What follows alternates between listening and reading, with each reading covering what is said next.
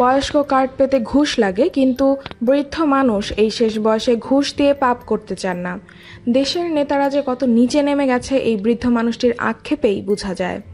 তাই অল্প পুঁজিতে ডিম কিনে বিক্রি করার ব্যবসায় নেমে পড়েন। ভোটার তালিকানুযায়ী ৮০ বছর বৃদ্ধ আব্দুস সালাম আক্ষেপ করে জানান, ছেলেরা বিয়ে করে সংসারী হওয়ার পর নিজেদেরই অনেক সমস্যা বেড়েছে। এর মধ্যে তাদের স্বামী স্ত্রীর বোঝা কি করে বইবে। জীবিকা নির্বাহের জন্য তিনি স্থানীয় ইউপি চেয়ারম্যান মেম্বার সহ সংশ্লিষ্ট দফতরের বারবার ধর্ণা দিয়েও একটি বয়স্ক ভাতার কার্ড পাননি। এ সময় জমি জমা ভালোই ছিল। ৩টি ছেলের পড়ালেখা করতে বিক্রি করেছেন প্রায় সব জমি। ছেলেরাও বড় হয়ে সংসারী হয়েছে। একজন তো বিদেশে চাকরি করে, কিন্তু বৃদ্ধ বাবা মাকে ফেলে দিয়েছে। দেখাশোনা তো পরের বিষয়, খোঁজখবর পর্যন্ত রাখে না। জীবিকার প্রয়োজনে বাধ্য হয়ে ডিম বিক্রির ব্যবসায় যোগ দেন তিনি। অভাবের তাড়নায় টাঙ্গাইল শহরের পুরাতন আদালত রোডে সপ্তাহে 2 দিন সুলভ মূল্যে ডিম বিক্রি করে স্থানীয়দের দৃষ্টি আকর্ষণ করেছেন বৃদ্ধ আব্দুস সালাম।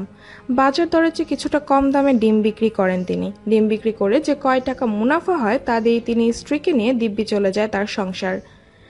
দাম কমের জন্য পুরাতন আদালত রোডে আব্দুস সালাম একজন সুপরিচিত ডিম বিক্রেতা।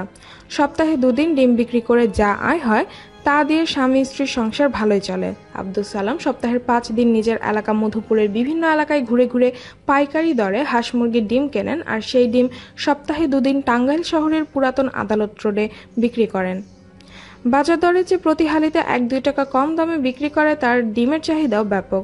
স্থানীয় ক্রেতারা বলতে গেলে বৃদ্ধ আব্দুস সালাম কবে ডিম নিয়ে আসবেন সে অপেক্ষায় থাকেন। 80 বছর বৃদ্ধকে ও বয়স্ক কার্ড পেতে ঘুষ লাগে। কোন দেশে বসবাস করছি আমরা? আরও এমন নিত্য নতুন তথ্য জানতে আমাদের চ্যানেলের সাথেই থাকুন। আর হ্যাঁ, আমাদের চ্যানেলটি যদি সাবস্ক্রাইব না করা থাকে তাহলে এখনই সাবস্ক্রাইব বাটনে ক্লিক করে সাবস্ক্রাইব করে ফেলুন।